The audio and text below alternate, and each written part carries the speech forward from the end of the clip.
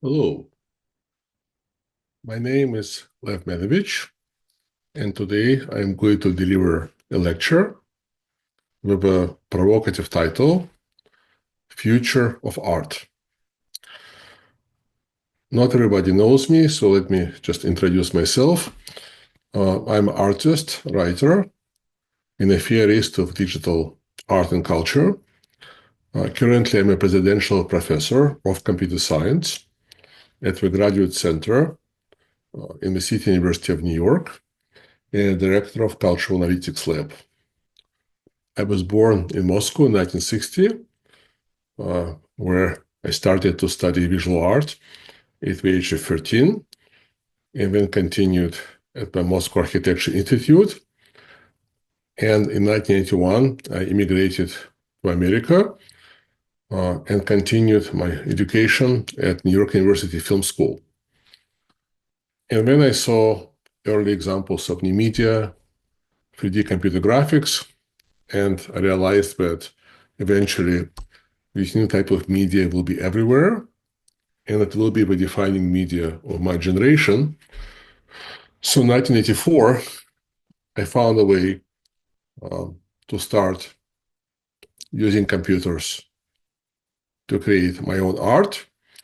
But I also was very curious about how images communicate, how visual culture works, and also, how does the use of computers changes images, and also our aesthetic possibilities, representation of space, time, memory, and so on. So I got a PhD in humanities. And then in the 90s, I participated with a small number of people in creating an academic study of new media, publishing the result of my work in 2001. That's a book which some of you know, The Language of New Media. And when I continued working with computers, both as an artist and as a researcher, as a theorist, thinking about other ways in which computers are transforming culture.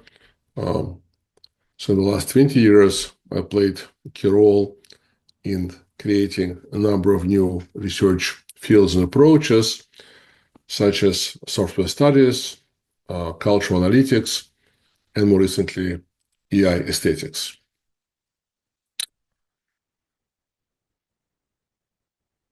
So this is November 2024. So it's approximately 2 years after OpenAI has released ChatGPT. And for somebody like me who's been following development of computer media for 40 years and has witnessed a number of techno-cultural revolutions, right, such as the arrival of kind of desktop applications for media offering in the 80s and early 90s, and then the rise of World Wide Web throughout the 90s, and later, phone becoming a network computer device, and arrival of big data in the late 2000s. This revolution, which we currently all experiencing in and trying to figure out how to deal with, which is after 70 or so years of research, AI is finally working, is delivering very useful results, and it's used by hundreds of millions of people every day. It is definitely perhaps one of the most exciting, but it also keeps me up at night, right? So every day I wake up and I ask myself, so what is now the meaning of my life, right? Did I spend my whole life just generating texts and books, which now simply will be used as data to train new AI models? Will these AI models continue to generate new insights after I'm gone? Is it still meaningful to create art? So I ask myself all these questions, and I follow research done by scientists. So during this year in particular, we have seen a number of papers where, using methods of social science, the scientists compare the performance of various AI bots and human experts, and in each of the study, it turns out that the AI is better. So the question is no longer the way it was in 2022, 2023, easy AI is as good as us. In many ways, right, in an increasing number of domains, when we do the studies, we find out that, in fact, AI is superior. It has superhuman capacities. So let me show you some of this research. So this is all papers published this year in the most prestigious world scientific journals, such as Science and Nature. So we can trust this research. So here's a paper where we used AI to generate short stories and kind of compare them to the short stories generated by writers of different levels. And then the results were also evaluated by people with different expertise in literature. And we find that access to generative AI causes stories to be evaluated as more creative, better written, and more enjoyable. Right? Unless maybe you're talking about the top 1% of writers. In the same time, we find that the stories may be a bit more similar to each other, so there's a potential danger of AI decreasing kind of variability and novelty in culture. Right? So this is one study. Here's another study. Again, everything published just this year. So they kind of compared performance of AIs with over 100 researchers in a very technical area of science, which is actually part of AI research, natural language processing. So here the idea was, we recruited 100 researchers to write novel ideas and also to review the ideas of other researchers. And we also asked the AI to generate new ideas, and we found that the ideas generated by AI bots, large language models, are judged as more novel, right?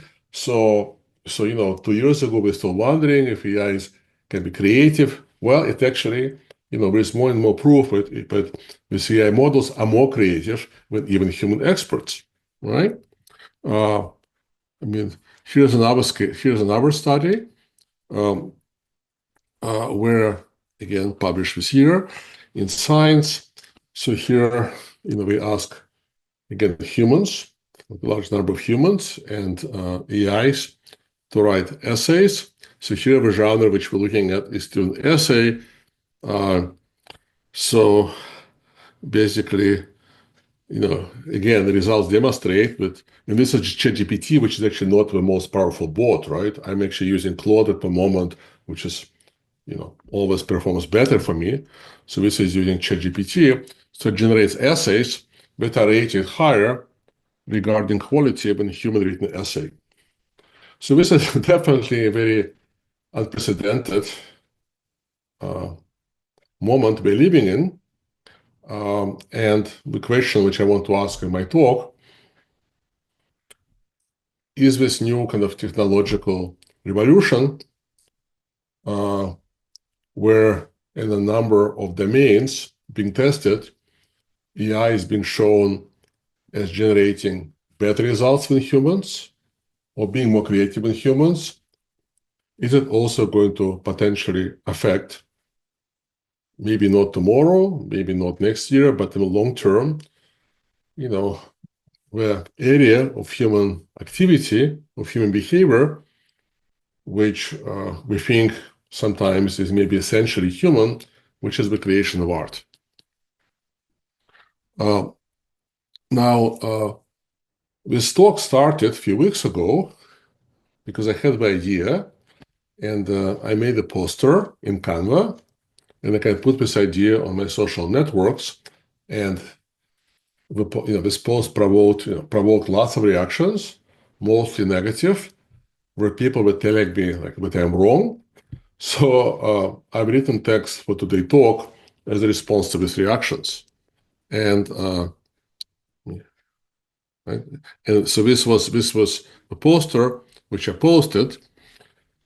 Is art making still meaningful, even necessary, when AI can do it as well or better than humans? Now, there hasn't been actual papers published yet which compare AI, art making abilities with abilities of professional human artists.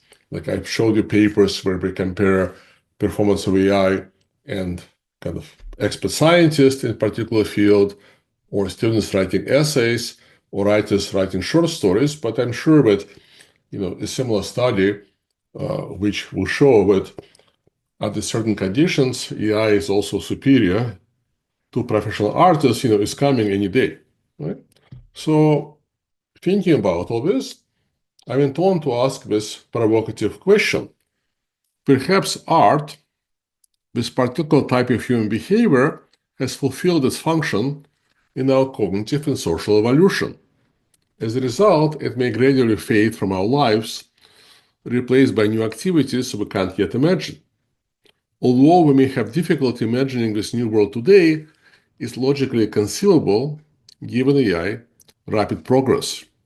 This potential, so before, right, you all kind of, get your weapons, right, to shoot me down and to say this is meaningless. How can you say that? People have been creating art forever.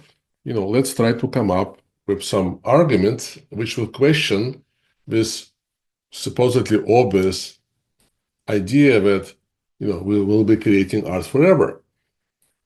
Yes, but what do we mean by art? What kind of art? Well, so think about the fact that this potential transformation, whatever this transformation will not be without precedent in our history. Consider how modern art reinvented itself between 1860s, 1910, and 1960s, right? Just in the course of about 100 years.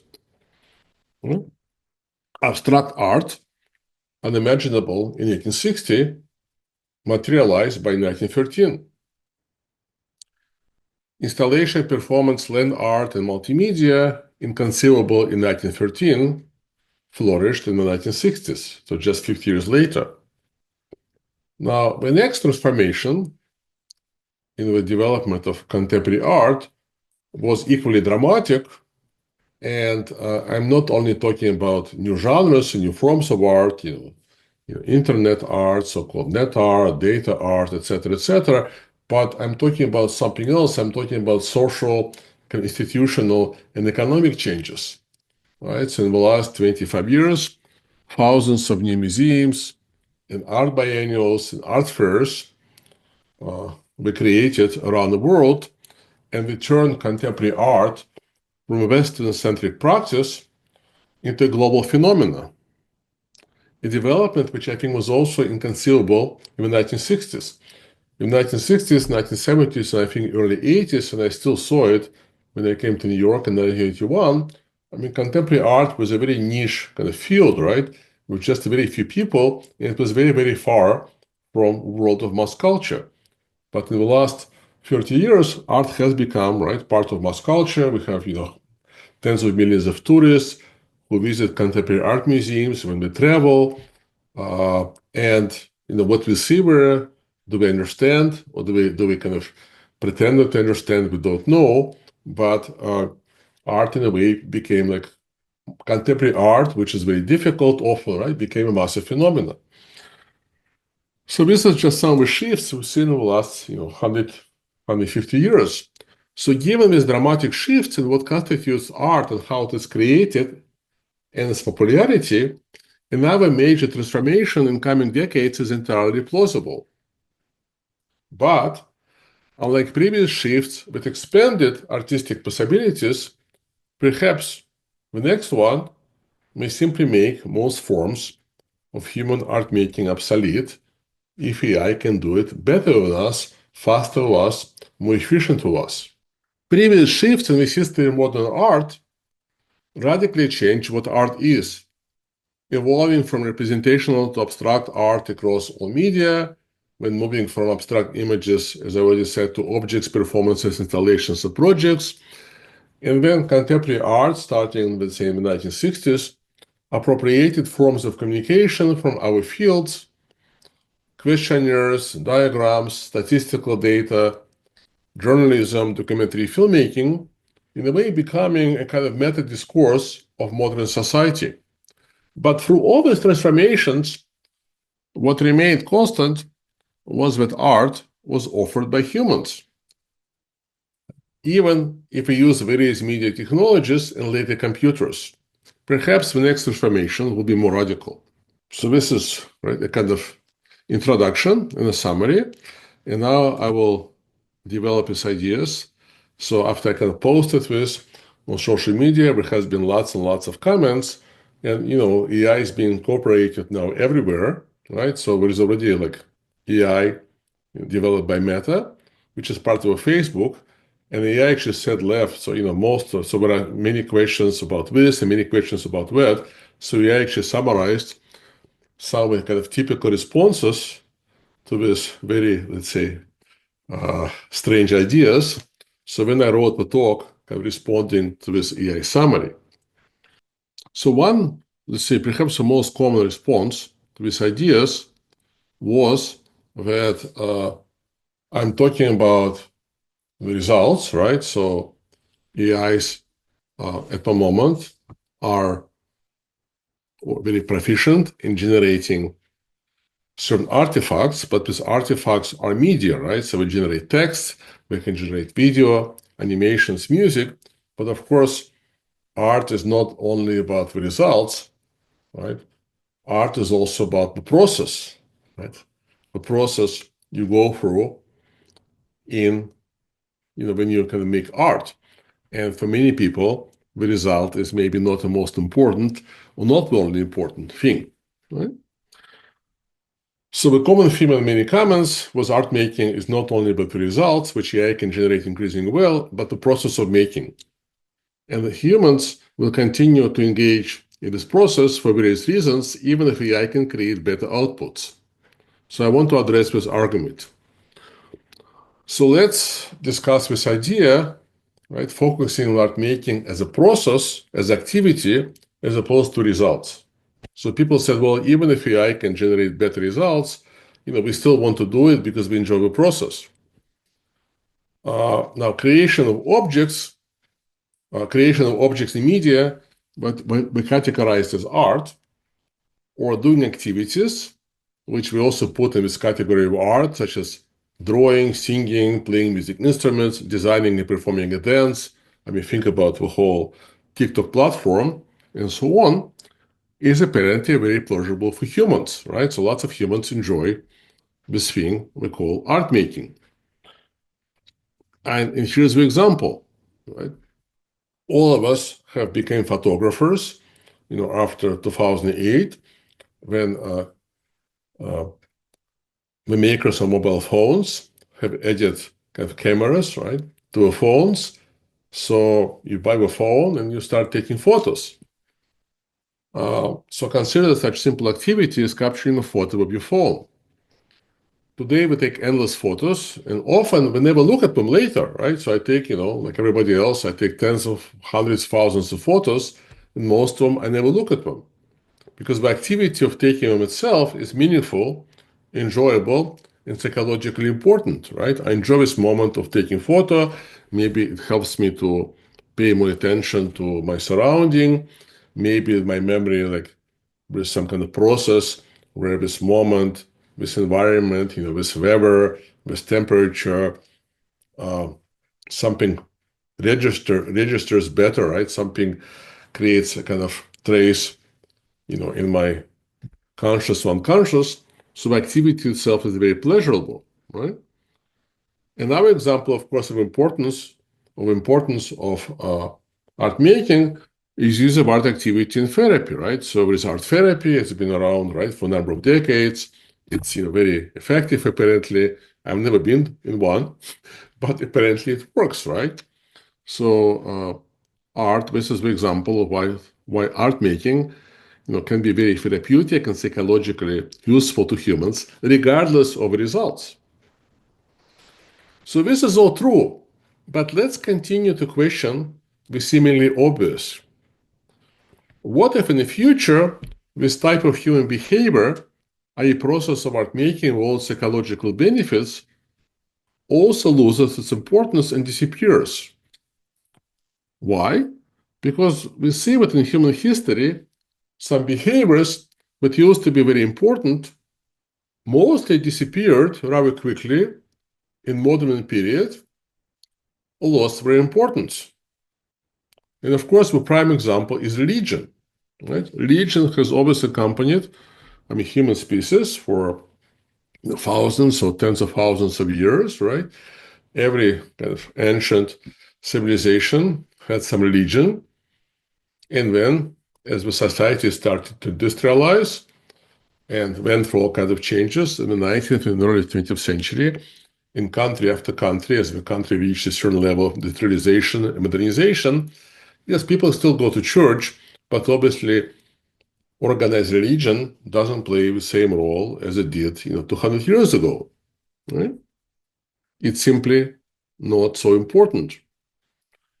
We can also see big historical changes in how gender roles are defined and performed. And many other examples can be given. The extended family, of the 19th century, was replaced by a nuclear family of industrial age and is now being transformed further, right, with careers and single living taking precedence over family in many countries. And South Korea, which has the lowest birth rate, is a prime example, right? So for lots of young people, having family and having babies is just simply not part of their agenda. We want to define their life, get meaning in different ways, through career, travel, et cetera, et cetera. And this is all happening, right, within decades, okay? Actually, maybe in Korea, kind of this transformation, it just maybe 10 years, right? So very, very fast. So what was happening in the West over many decades, in East Asia, because we're developing so quickly economically, happens in a kind of compressed manner. Now, given such dramatic transformations, it's quite conceivable that despite its psychological benefits, the activities that we call art will also lose their value at some point in the future. Right? So as I already mentioned, as society started to modernize, we gave up religion, even though it had very important psychological benefits for the people. So I could also certainly conceive that in the future, art making, right, both as a social activity and as individual pursuit, may become very marginal or simply disappear despite all its psychological benefits. Now, so this is one kind of counter argument, right? So there is another issue. There's another issue with the notion that art making will not disappear because we humans enjoy art making, we enjoy the process.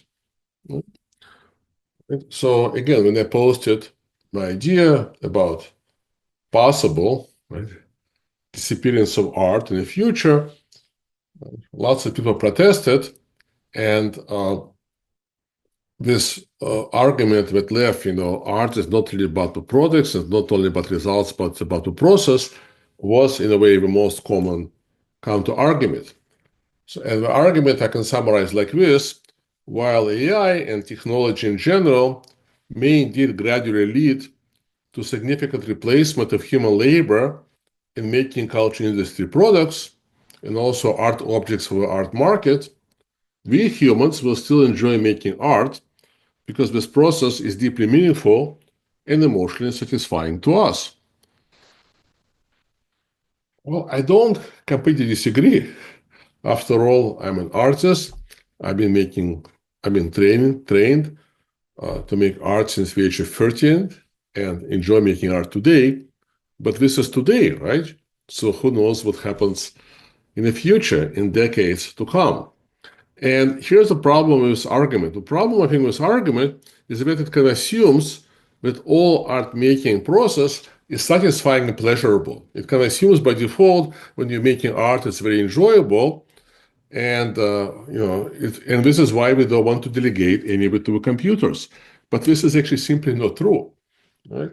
anybody who I think spent significant amount of time, right, doing kind of art professionally knows that it's a very difficult process, right? So when something works out, you're very happy, right? Most of the time it doesn't work out, you can't get the result you want, and when you're unhappy, it's actually very similar to making science, right? Of course, this assumes that you're approaching it honestly. You're not like one of these people who just like make something and then immediately puts on Instagram and happy, but you're actually trying to create something which is maybe in your mind, but you can't quite get it out, you can't quite materialize it. And, we know examples of so many important artists who would burn lots of their work. And maybe this is what also defines to me, modern art. Artists were, right, taking their art very seriously, destroying lots of their work. I'm not sure how many people are doing it today, but anyway, and then you can also think about somebody also concrete type of art making. For example, if I'm making, let's say, figurative drawing or figurative painting, right? Doesn't matter if I'm using Photoshop or I'm doing it by hand, or I'm using pencils. To show my pencils, right? It may take me hours, or tens, or dozens of hours to fill over detail, to put objects, right, to define perspective, and only then I can start, changing things and fine-tuning things and working on balance and get pleasure. So, for example, right, I spent many years, as a teenager, every day, doing kind of engaged in figurative art making drawings, paintings, later etching. Most of it was kind of very boring, right? I have lots of artist friends. You go to their studio and they're actually watching TV, right, or watching YouTube, while they're painting. So this idea that yes, art making will not disappear because this process is inherently pleasurable, it's actually, I think, not the correct idea. Only some parts of it pleasurable, only sometimes, and not always, right? There are many other ways to get pleasure, right? If you go swimming or you're lying on the beach, right, or drinking, a good glass of wine, I think it's much more pleasurable, but it's not the struggle. Okay, let's continue. Now, in the 19th and 20th century, many thinkers assumed that in the future, most or all the work will be automated with machines doing it for us. So we will be liberated from work. And instead, humans will be engaged in constant play. As an example, think of a famous project New Babylon by Constant from 1960s, right? So in the future, we'll be engaged in constant play or creative activities. In one version of this utopian thinking, in the future, we all become artists. Now, this vision of automation, liberating humanity for creative pursuits, appears prominently in the work of many influential thinkers. For example, Herbert Marcuse, in his works such as Eros and Civilization, 1955, theorized that technological advancement could free humans from alienating labor, transforming work into play-like activity, and enabling creative self-realization, right? Another example of this idea, which I already mentioned, was by Constant Nieuwenhuis in his New Babylon project, which he started in 1956 and was working on it until 74, like a series of architectural models. And he kind of envisioned a post-work society where automated production would allow humans to engage in continuous creative play with reconfigurable architectural spaces. So he had this kind of utopian vision. I mean, not like that he wanted to build it, right? Partly it was a kind of conceptual paper architecture, right? Like very much in the 1960s fashion. So the Earth will be covered by this kind of constant, continuous kind of architectural space. The space will be changing as the humans engage with it, right? So a form of interactive architecture, even the humans kind of wandering through the space and basically interacting with these architectural forms which are changing in response. So you can say kind of like basically a future life as a constant, non-stop, 24/7 interactive architectural installation, right? So today we call this media festival, but we don't spend our whole life at media festival, right? So this was his vision from 1950s on, right? So again, the work is done by machines somewhere, right, out of sight. So what is left for us to do is, well, we're engaging in this creative activity, everybody, right? We all became artists. We can go earlier, for example, famous 19th century, English uh, artist and art critic, William Morris, right? So his utopian novel, News from Nowhere, 1890, depicted a socialist society where work has been transformed into voluntary creative activity where people pursue for pleasure rather than necessity, while his vision relied less on automation and more on social organization.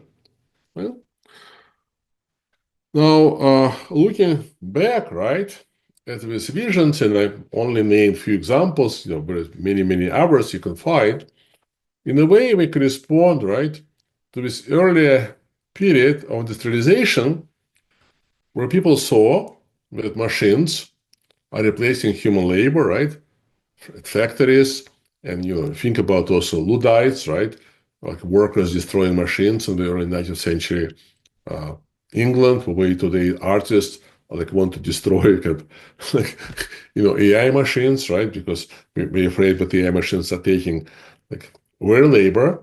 And the idea was, well, machines are going to like do mechanical stuff, and then we'll be free to do creative activity.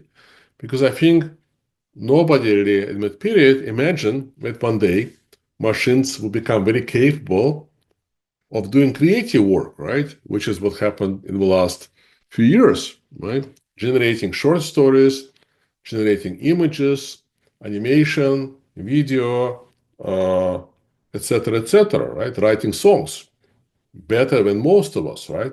Machines becoming in front of us, turning into this kind of superhuman artist, right? So given this new reality, we have to upgrade our visions, right? We have to kind of upgrade our utopia.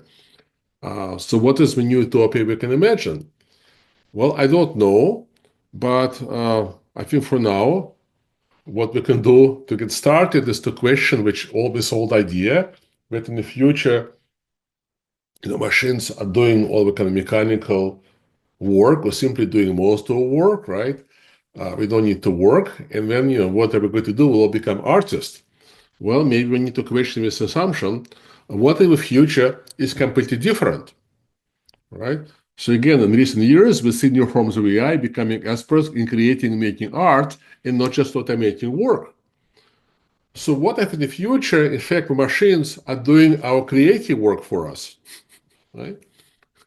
Then what are we going to do? And not only physical knowledge work. What if machines also play for us? I don't know where to take it further, but something to think about. Let's continue. So there's another point I want to make. Now, when you think about creative activities, right, one can name things like singing, playing music, drawing, taking photos, all the things we associate with art. And not, for example, playing chess, tennis, or cards, fishing, or making social media posts. The question is why, right? Why we think that there are certain activities which are creative and somehow more valuable, and other activities are not. I mean, where do we get this idea? Why do we think that drawing is a creative activity and therefore belongs to a category of art, while playing chess is not? Well, the reason, of course, has to do with history of our ideas about art and creativity. And I discuss in detail the history of these ideas in the chapter 4, right, of our joint book, Artificial Aesthetics, Generative AI, Art and Visual Media, which you can download for free from my website. But very briefly, our current popular ideas about art and creativity were formed around 200 years ago in Europe during the Romantic period. It was only at this moment with art and artists started to be seen as like superior form of human activity. So art is kind of seen as a kind of best example of human, and also an artist creating things out of his imagination, intuition, right? Artist is a genius. So all this kind of common set of ideas was formed, or got finalized just 200 years ago. But also what's crucial is that it was at this moment that this kind of conceptual link between the idea of art and the idea of creativity was formed, right? Before that, the idea of creativity didn't really exist in human thinking. So in ancient Greece, there was no idea of art. There was this idea of techne, skill, and doing medicine, building ships, baking things, and making sculpture was all part of this techne, right? So there were no artists, we're just people who had skills, who would do things according to the rules, right? And then in the kind of Christian civilization, right, in the Middle Ages, there was also no idea of art. It was also just craftspeople, right, doing things. People didn't sign their work because there was not this idea of individual authorship, but also there was no idea of creativity, right? Because creativity means you're creating something from nothing, right? You're creating something from scratch, but there was only one entity which who can create things from scratch, who was God, right? So God created the universe kind of from nothing, right? And how can you compete with God? So only in the Renaissance, we started to change, and with modern ideas that maybe some people can also create something, maybe we can imagine something, as opposed to simply imitate, because also this idea of art was about imitation, right? And not originality, where originality also didn't exist, started to appear, and then things were kind of slowly changing, even only in the end, in the late 18th and early 19th century, this kind of final modern concept of artist who is creating according to his or her intuition, who is somehow superior to other human beings, and artist who is more creative than other people, only when this idea changed, right? So it came into being, right? And what is very strange and what is very paradoxical, right, is that in the following 200 years, the societies changed dramatically, right? We industrialized, we live longer, the women don't have to give birth to like 5, 10, 15 babies because most of them don't die in childbirth because of invention of penicillin in the 20th century. We travel, we have airplanes, we have internet, right? The way we live, right, today and the way people lived 200 years ago is unrecognizable, right? Today most people, billions of people have a better lifestyle than kings had 200 years ago, right? You have showers, and pensions and insurance and cars and humidifiers, right? Unbelievable, okay? But what is very strange, right, is that once these ideas about art and creativity that got formed in the Romantic period about 200 years ago, they kind of stayed the same. So whatever reason that the society didn't feel, we have to change these ideas, right? So there's something very weird, right, about the art field or understanding of art in our society. And this is why, right? This is why we think of drawing or singing or dancing as creative, because we say, oh, these things we associate with art, and art by default is creative, as opposed to, for example, I don't know, doing science, right? So only in the 1950s, the social scientists started to say, well, maybe we should study creativity in scientists because science is also creative, right? I was a professor of art for 20 years. When I became professor of computer science, my PhD in humanities, so I understand pretty well how all these different fields work. And from my own experience, the there is no difference in percentage of people who are creative as opposed to everybody else who just kind of follows rules in art, science, humanities, or design, right? It's the same kind of proportion, right? People who are truly creative and truly capable of inventing new things, it's a very, very few. And the artists are not actually any more creative than anybody else, but we have a strong belief that somehow artists are unique. Okay.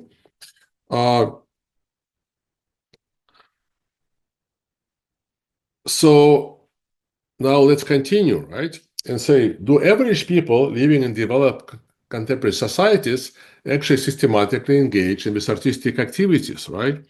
So, again, to get back to my argument, and the idea that perhaps, we overvalue art, and perhaps late in the century, under the influence of different factors, not necessarily only AI, but AI maybe will be one of the catalysts.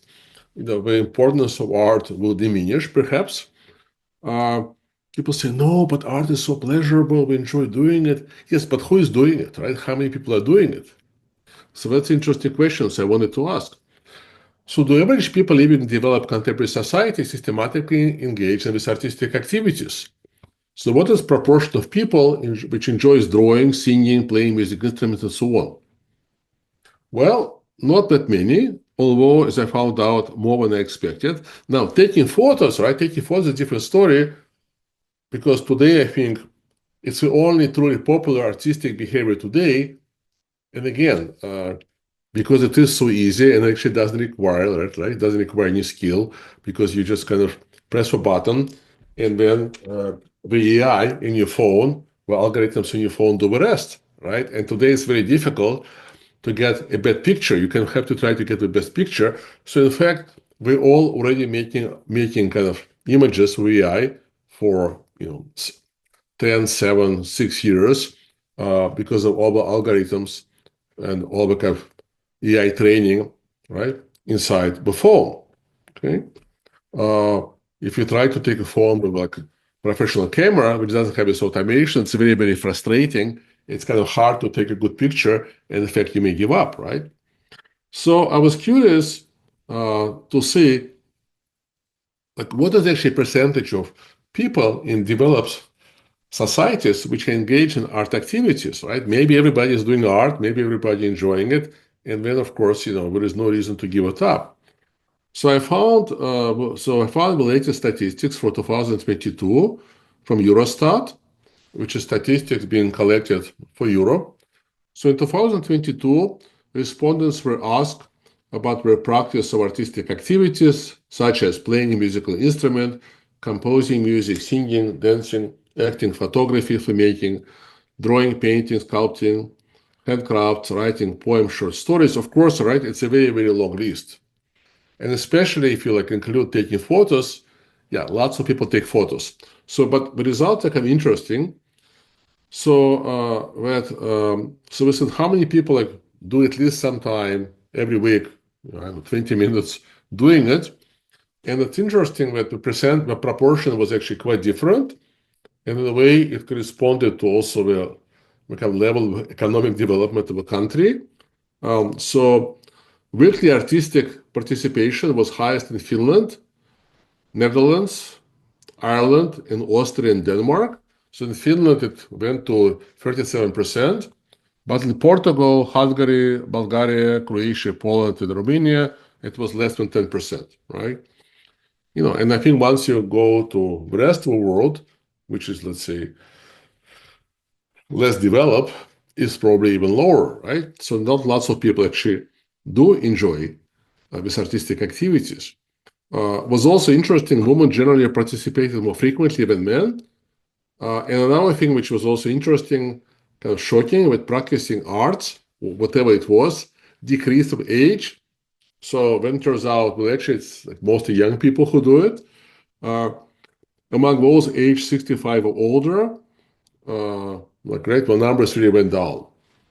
So based on the behaviors we can observe in contemporary society, the majority of people do not engage in any form of artistic activity regularly. Now, this doesn't mean that we're not creative. We are. But we have to disassociate creativity from art making. We have to kind of give up this idea that somehow only doing activities which we call art is creative and others are not. So, for example, today, hundreds of millions of people, right, every morning dress up to go to work or to meet friends, etc. And I think this is maybe, of course, more common for females than males. Right? People choose what outfit they're going to wear. We have a wardrobe. Again, I'm not talking about people who are very poor and who don't have these choices, but even if you're a student or whatever, right? You make all those decisions. You're going to wear this. You're going to pair with this. Here's the colors. So I think the act of dressing up in the morning for hundreds of millions of people, this is real creativity, right? And it's not any less creative when you feel like making drawings or singing, because if you're making drawings or singing, you're also following rules. You're also making choices, right? You don't just completely invent, okay, I'm going to draw this and that. You basically copy certain templates, certain ways of making things, which you saw. Just because these templates are less pronounced, right? Just because these templates are not hanging in your wardrobe, where your blouses, jeans, skirts, bags are hanging there, right? So just because you maybe, if you draw, right, you don't pick up, right, elements and combine them, it does not mean that drawing is somehow more creative when dressing up in the morning. So we have to kind of give up this fetishism of art and creativity and kind of start dissociating these ideas. Now, let's consider a different aspect of art making as a result.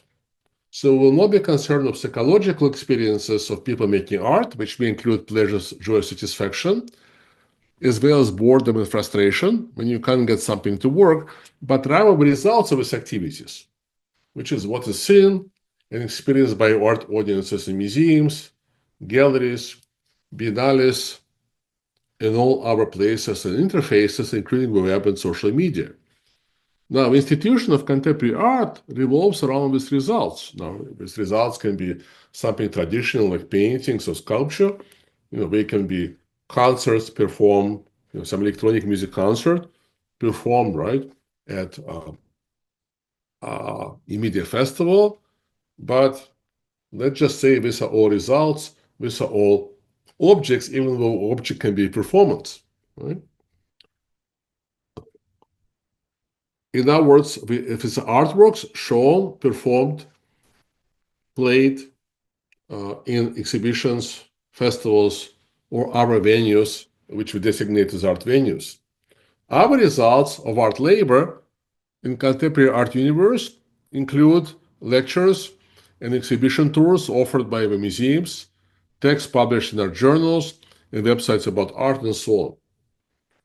Will this whole global universe simply disappear at some point?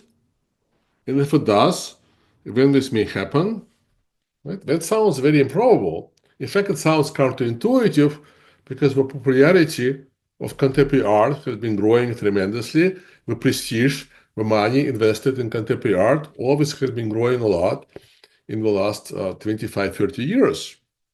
So is it possible to imagine that one day it will just all reverse and kind of fade out?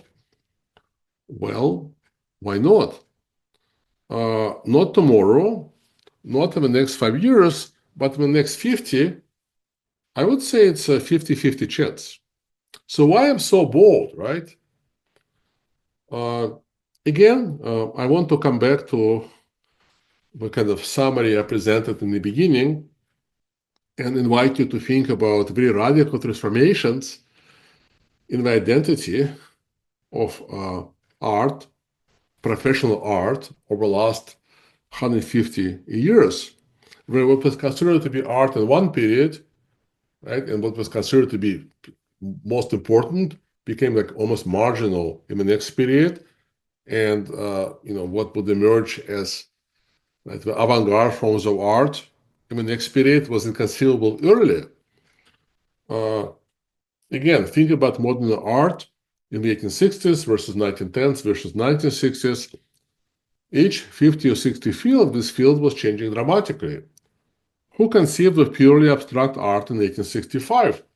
And yet abstraction came to define the cutting edge of art making in 1915. And who, with possible and partial exception of one person, of course I'm talking about Duchamp, could conceive in 1915 of installations, performances, multimedia, conceptualism, and other genres of contemporary art in 1915, and yet all the genres developed by 1960s. Right? So art became something totally different within 50 years. Given such fundamental shifts in the kinds of things understood as art and methods for making them, it's quite conceivable that we will see another major shift sometime later in the 21st century. Note that the shifts we may see may not have anything to do with AI progress, and in fact, they may not be caused by any technology development, because after all, naval photography and naval web killed the art institution in the last 30 years.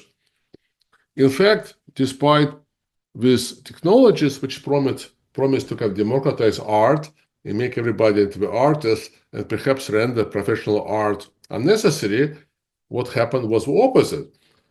In the recent decades, contemporary art has become only more financially valuable and symbolically important.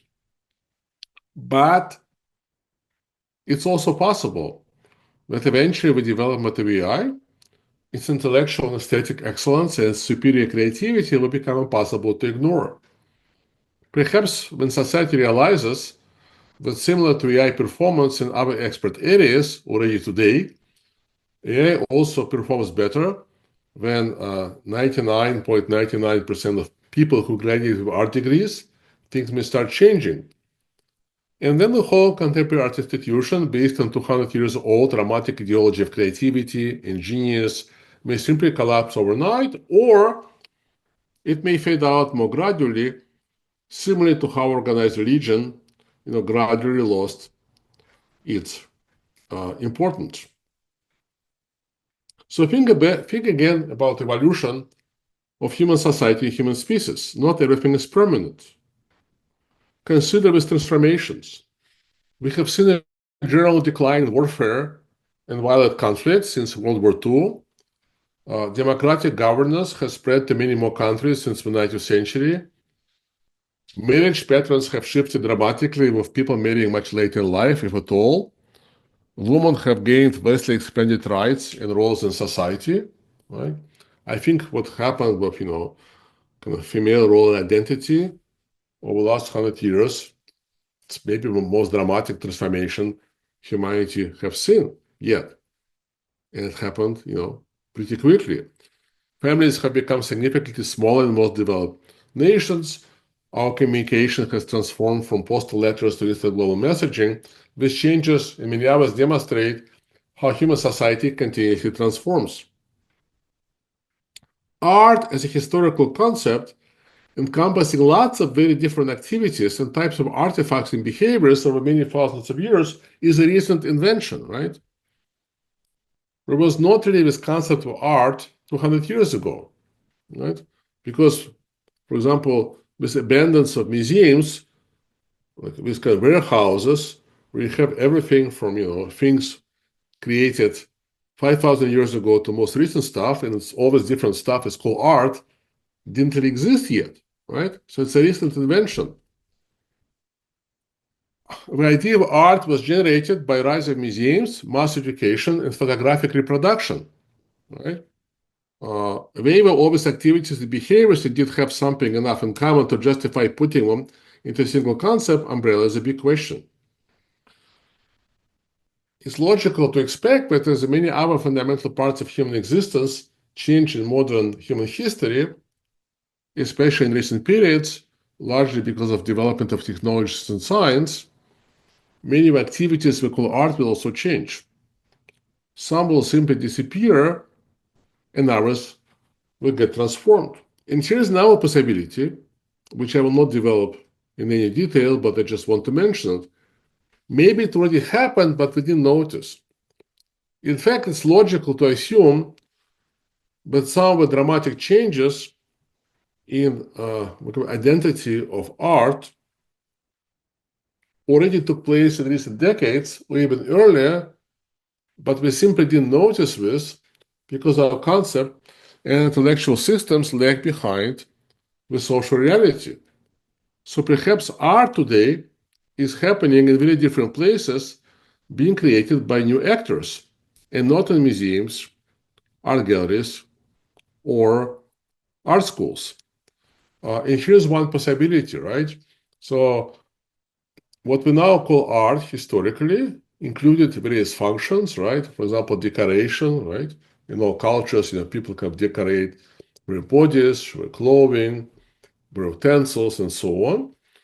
There's also the idea of like kind of portraiture, right? Figuration, so creating human likeness, kings, rulers, and later kind of portraits of rich people who can commission these portraits, right? Or later representations of human collective activity, in later still life painting in Netherlands in the 17th century, and so on and so forth, right?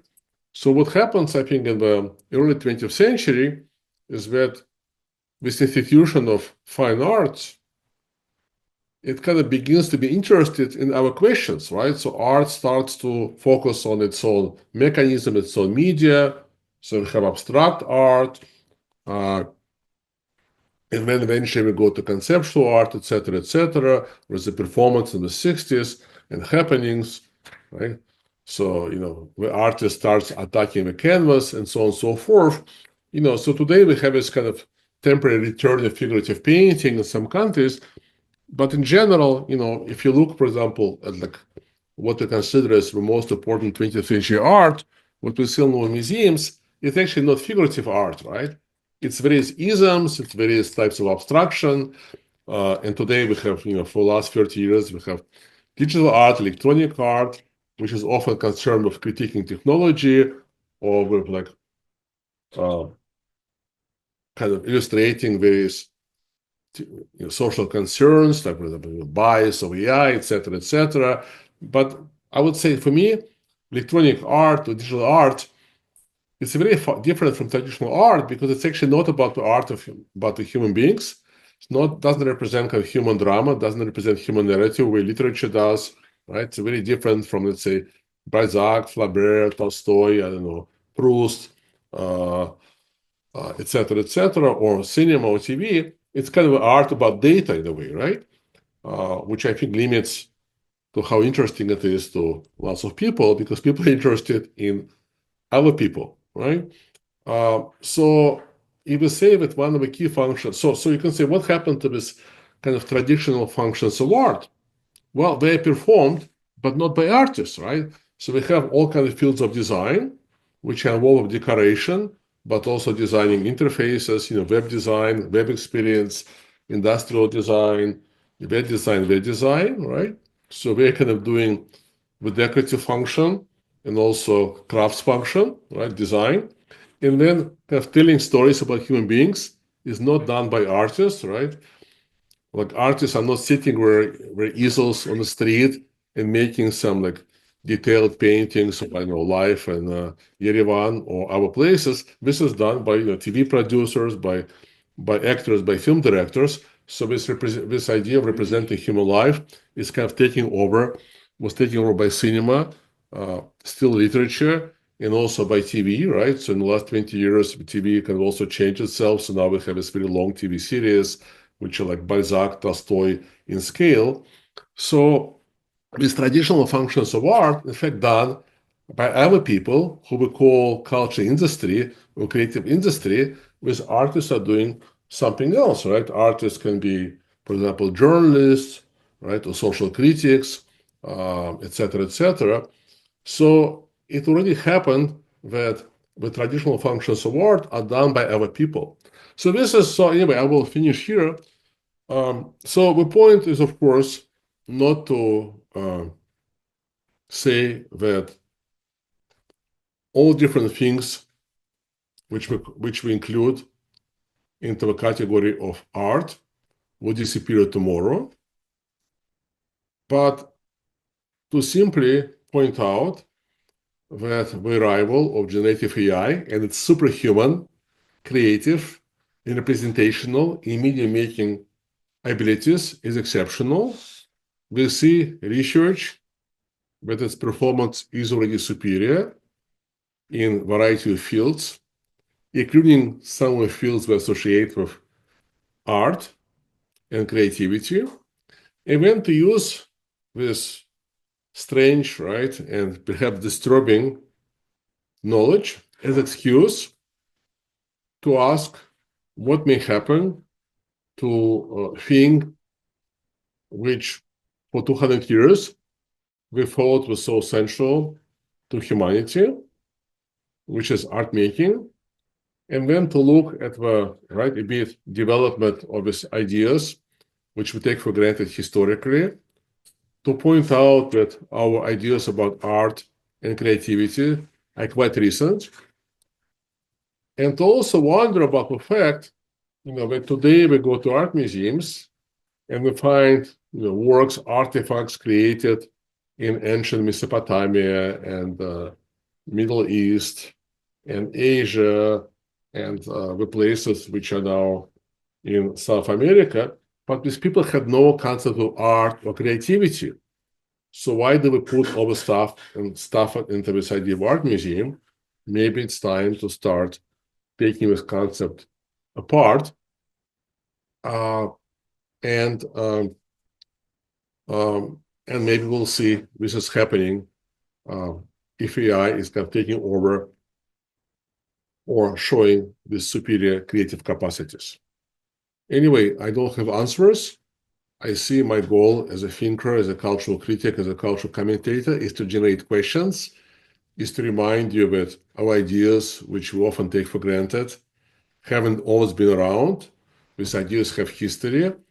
And if what we understand by art has been changing so dramatically, let's say every 50 years or so, there are good reasons to believe that our ideas will continue to change. Now, what can be the new forms of art, which we may evolve after we realize that computers can do old art so well? That's a very interesting question, and that's for another talk. Thank you so much for your attention, and I'll be happy to answer some questions.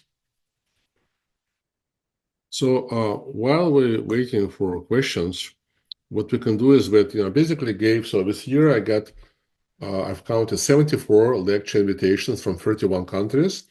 I did 27 talks, so this is the last one for this year. And, sometimes I get lots of questions, sometimes I get few.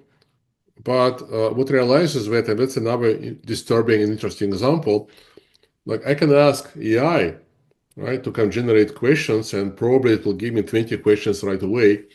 And, so while potentially there are people in the audience who can generate amazing questions, I don't think anybody can do 20 very precise questions the way AI does. Can you refer to materiality? AI seems to be operating only in the virtual space. Sure. Yeah, that's a very good point. So in fact, the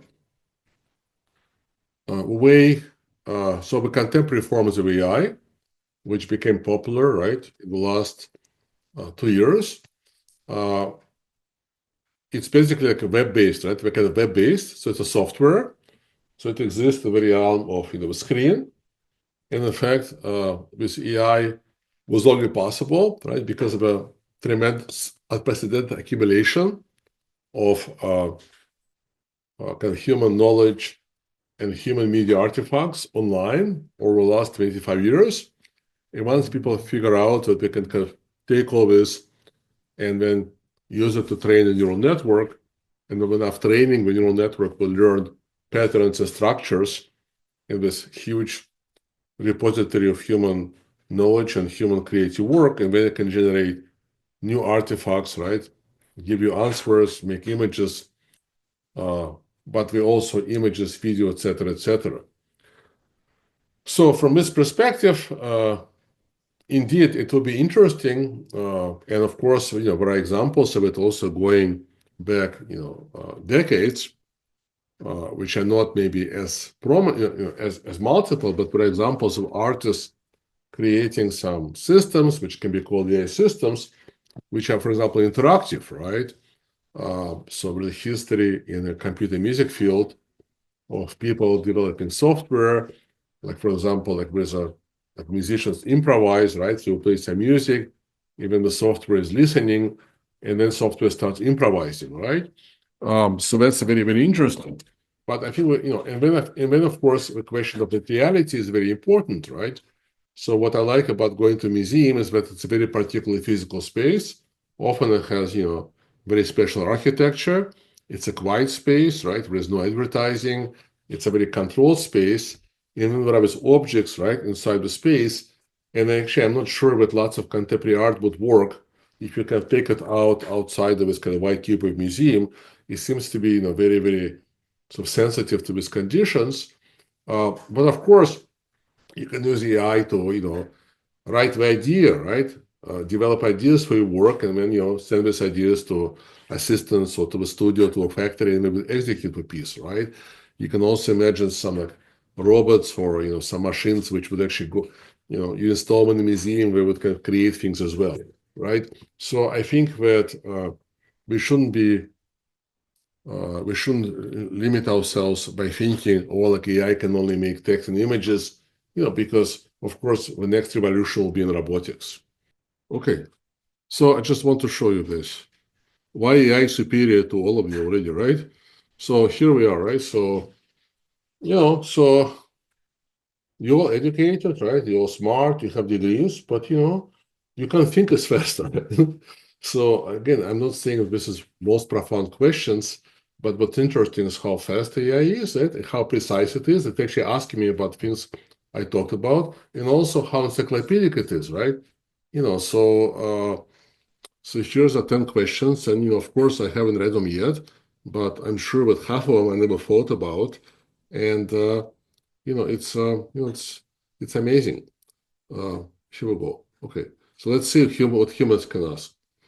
Uh, uh,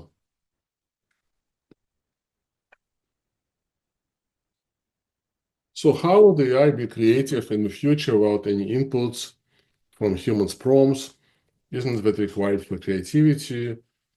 In order for that to happen, wouldn't it need to become a completely independent agent with its own motivations and concerns? Well, look, computers, right, and AI research has been around for 70 years. A particular form which is used in this AI products in the last 2 years, we have to write a prompt, right? It's just one particular interface. It's absolutely not necessary, right?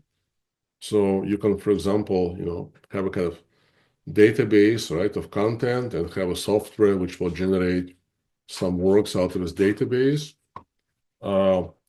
You can also have like an AI model, which is trained on some big data. And when you press a button, and this AI model starts generating images, videos, etc. In fact, that was very common about 3 years ago. So don't confuse a very particular, very narrow way in which the systems are implemented today with like a more general possibilities, right? So yes, you don't need to have a prompt. You do need to train a model, or you need to have some system of rules which is generating something, but you don't need to have a prompt. So, okay, when there is a question about what is generative bias of AI? Well, I don't understand. So what is generative bias of AI? Maybe the person who asked the question can explain. Victoria, dear Lev, were you surprised by the results of your collaboration with AI creating your own works, or expected result? Well, so in my own work, in the last 2.5 years, I've been focusing on kind of making images, and I've been using a tool, right, which during this period was often considered to be like best, but it's all changing now. So this was Midjourney. And so like many other people, I generated tens of thousands of images and developed various image series. And I was kind of wondering, right, like why it was so enjoyable, right? So of course, one answer would be speed, right? So AI is like you're, having thousand assistants, in your art studio, uh, and you have an idea, and you can say, okay, can you make this idea? Sometimes it works. Most of the time, it doesn't work, right? Because my ideas, require very precise aesthetic, right? Very nuanced choices. Because I was trained in visual art uh, in a kind of modernist era, right? So for me, like a painting, it's a very precise mechanism, right? It's a very complex aesthetic system where like every pixel, has to relate to every other pixel. And AI models today often, uh, for various reasons, which I don't want to go into now, can't always do what you want. But what I realize is that what is really enjoyable to me about this process is that you have a prompt, and in my case, like I don't just have a prompt. I would also use some reference images. Often I would only use reference images without a prompt, right? But is that you never quite know what you're going to get, right? You never quite know what you're going to get. So it is like playing like roulette. And then what I realize is that this is what I really enjoying the most, right? So it's not the fact that AI can execute things very quickly, because ultimately you can hire assistants. I mean, you can hire, if you have money, 3D animators, right? I mean, most famous artists don't really make their work themselves, right? We have studios, sometimes museums are making work for them, right?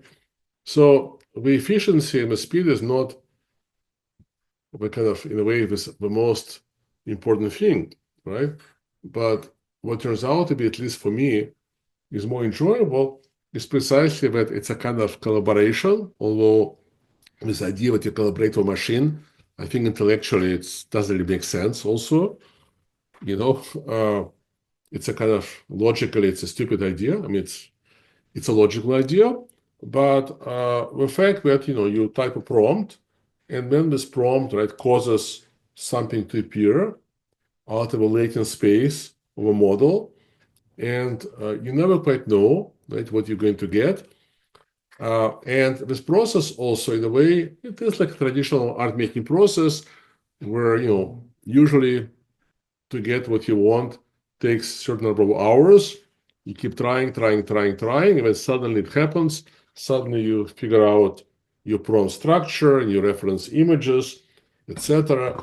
And then you kind of hit this region, right, of a latent space, and suddenly it's almost like it's like, metaphorically speaking, it's like as though you are on the street and there's something amazing happening. You start taking photos, etc., etc. Then it's over.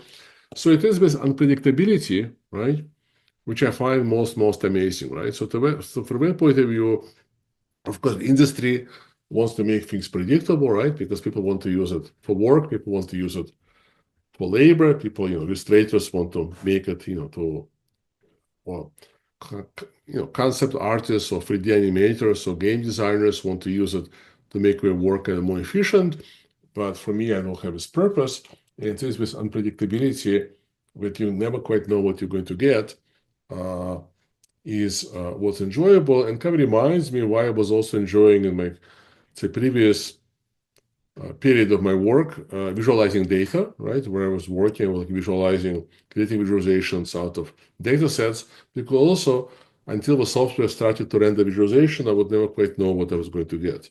We live in one world. How can AI address the plurality of our existence?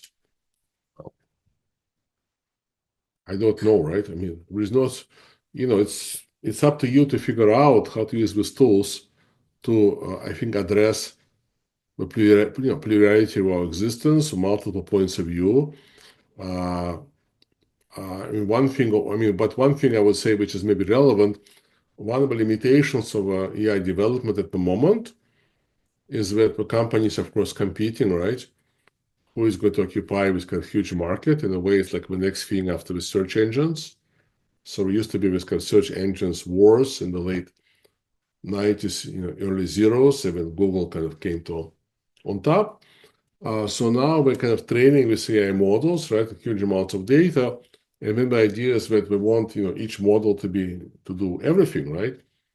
To do coding and to make images, all kinds of images, to translate between languages. And this is amazing, but it also means that uh, if you want a model to do particular things, let's say you want to generate particular images which represent a particular place or have a very particular aesthetic, and then there is not enough data about this place, so with aesthetics and the training data, the model can do it, right?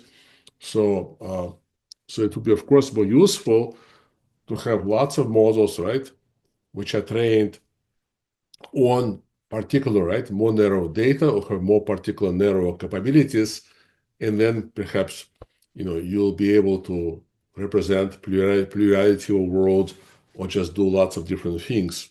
Okay, do you think about AI as a tool, as an agent?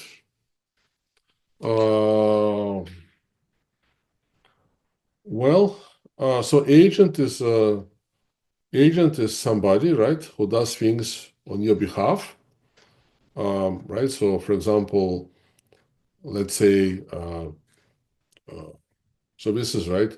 Supposedly, the next stage in the integration of AI in the existing ecology, right, of software and web services, right? So perhaps you tell AI, and I don't know, it goes writes emails on your behalf, right, or negotiates with another agent and the price of your airline ticket, etc., etc. And then, of course, there are important questions which come up about trust and so on and so forth.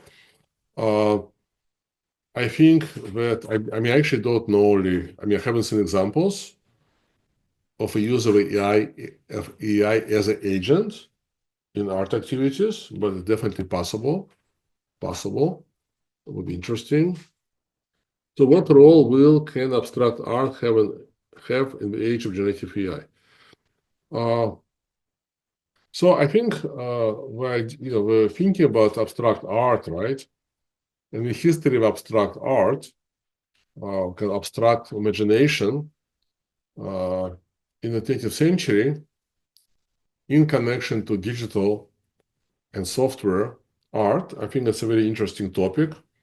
I actually have an article about it, which I think I wrote maybe 20 years ago, dealing with what was at that time kind of state of the art in software abstraction.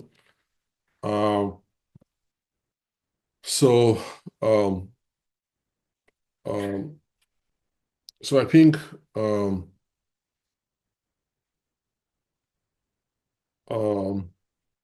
getting me tired. Sorry.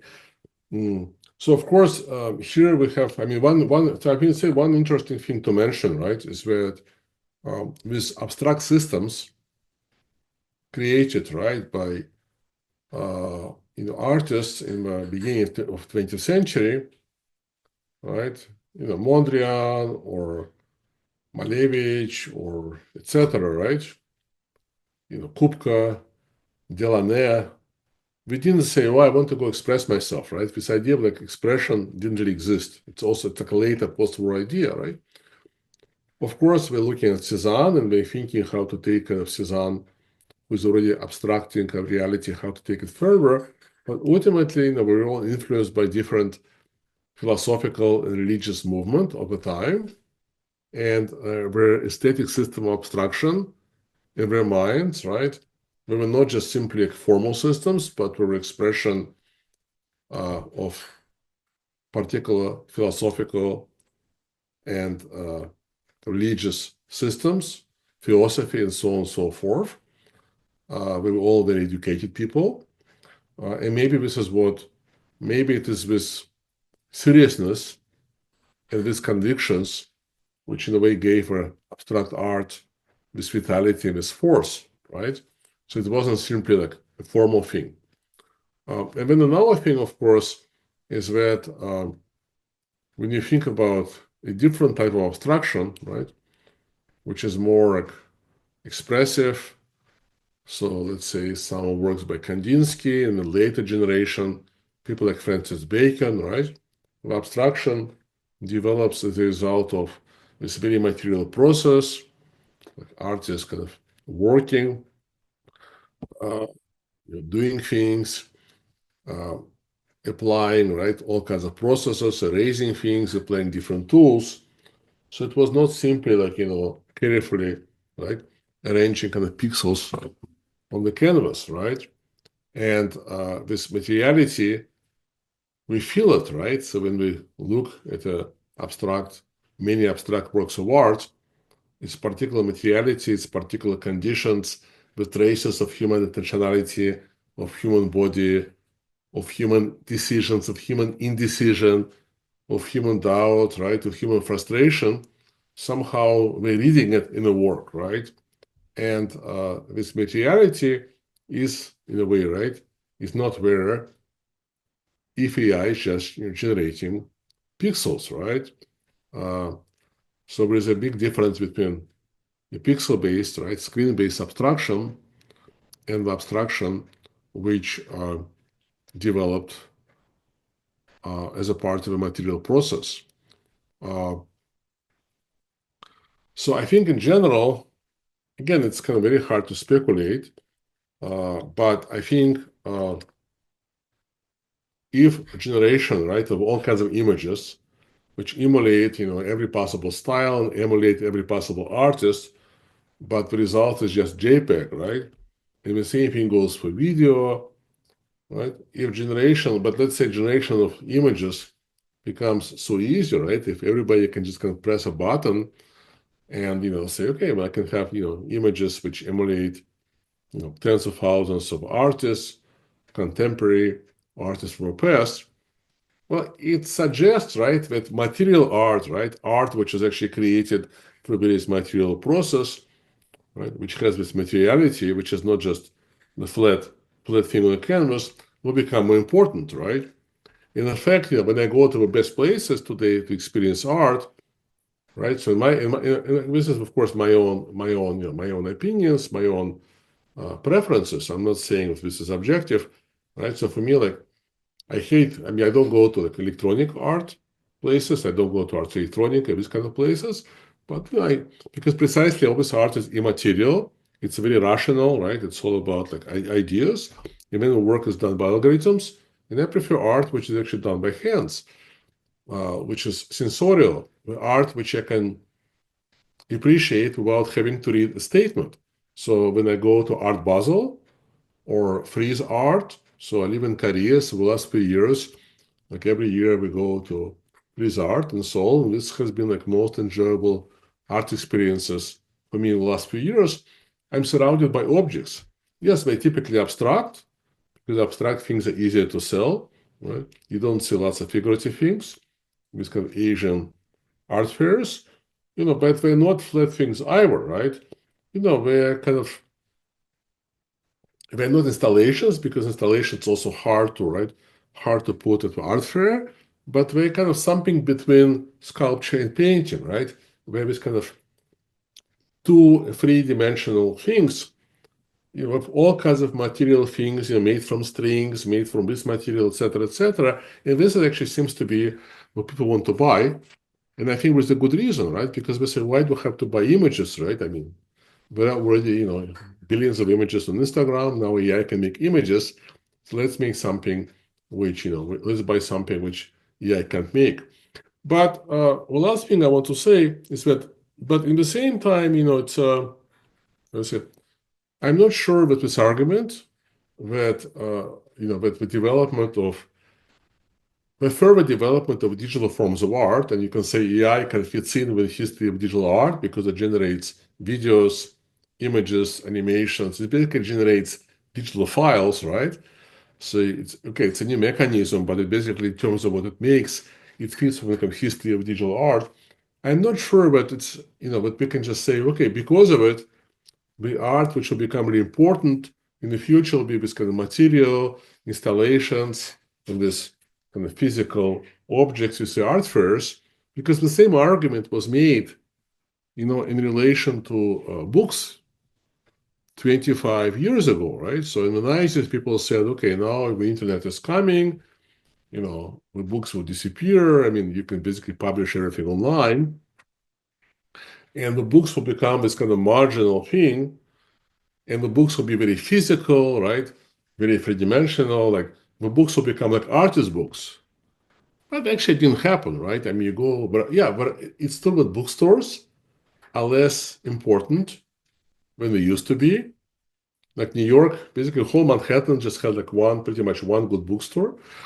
But in Korea, where endless, like in Asia, where there's huge bookstores, like the size of like 8 football fields, and there are endless books were, and these books are not better designed than the books 25 years ago, right? So it didn't really happen, right? Yeah, there are some artist books, but most books are just like they're not so well designed, but like people use them like to study for exams or whatever it is, right? I mean, I'm enjoying reading books now because there is something about this object which allows me to focus. I don't have to plug it in. I don't have distractions, right? So, so I think it's very, very hard, right, to make some kind of linear argument just because something becomes easy. Well, I think it will become more important, right? I think the way culture develops, it's much more, much more complicated. Well, so the question about art as commodity versus art as action, well, I did talk about it in my talk. So I did talk about, I don't know what art as auction is, but I did talk about art as a process, right? And I said that, yeah, we can look at both. Uh, and I kind of try to, right, provocatively suggest that religion was also very pleasurable, right, to human beings, and obviously had huge psychological benefits, given kind of grounding in the world. But the humans, kind of give up religion, right? Religion became less important rather quickly as society get industrialized. So you can say that maybe religion and art are both very ancient forms of kind of symbolic organization, like a psychological existence of humanity, and maybe art is next. Again, maybe, right? Um, okay, so maybe I'll just answer one more question, right? Could there be risk of more homogeneity in art and images in general for the use of AI? A lot of people talk about the flood of images. Da, da, da. Well, I think that um, so this is, I will kind of, I want to talk about this question, right? Because it's, to me, very important. Uh, because this new book, which I finished with my collaborator, Emanuele Ariely, this September, called Artificial Aesthetics, is my second book about AI, right? And the first one was much shorter. It was actually published in English, but in Moscow. It's available from my website, called AI Aesthetics, right? And I wrote it in 2017 when at that time, like AI was more visible in its use in recommendation systems, right? So the generative AI didn't really become like a massive phenomenon the way it is today, although you already had some like AI tools in Photoshop, etc. But mostly it was recommendation systems, right? Another question I said, so as AI becomes more prominent in culture, because I knew it will happen, like what will be effects on exactly variety, variability, and diversity? Okay. Well, the thing is, it's very, very hard. So here's the thing, right? So AI is capable, right, of simulating, you know, tens of thousands, right, of styles, about different writers, designers, I know, fashion designers, street artists, painters. So there's a website called Mid Library, and we test names of different creatives, right? Different famous artists, filmmakers, designers with Midjourney, and I think we're now up to 5,000 references, right? The same thing, right? I mean, you can basically tell ChatGPT or Claude AI or another AI agent, can you write in that style? Can you write in that style, right? So AI kind of is capable, right, of much more diversity in a way, right? When the one creator, right? So as a creator, I can't draw a paint in 100 different styles, right? It's impossible.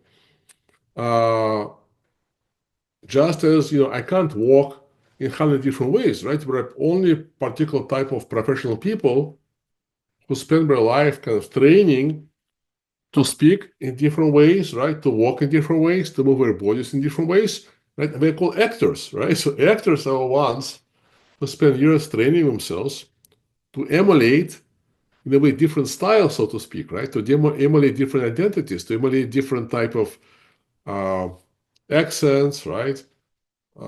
Et cetera, right? And we admire great actors. I mean, you can't do it. I mean, you and me, we can't do it. So AI itself, right? We can't blame it if we'll see some decrease in diversity, right? But the users, of course, right, are a different story, right? So, for example, maybe some of you noticed, like now I think it's changing, but in 2022, 2023, Instagram and other social media was kind of flooded with images, kind of generic images of some like kind of like very sculptural, kind of futuristic architecture. Why? Because everybody was using AI tools, and everybody would say ta ta ta ta ta by Zaha Hadid, right? Because everybody knew the reference to Zaha Hadid, which has a very recognizable, right, very distinct, let's say, architectural language, and then like, people are just generating these architecture images, but that's because that's like the only name we knew, or because maybe we like this particular aesthetics, and we said, well, maybe we can go and put like, names of hundreds or thousands of architects. So what I want to say is this, right? Ultimately, I don't think it's going to happen. But in the ideal world, right, the makers of AI tools would help people to think with a more diverse set of references, right? So, for example, let's say I'm like beginning, I don't know, like I want to generate some architecture, and I say ta ta ta ta ta in the style of Zaha Hadid.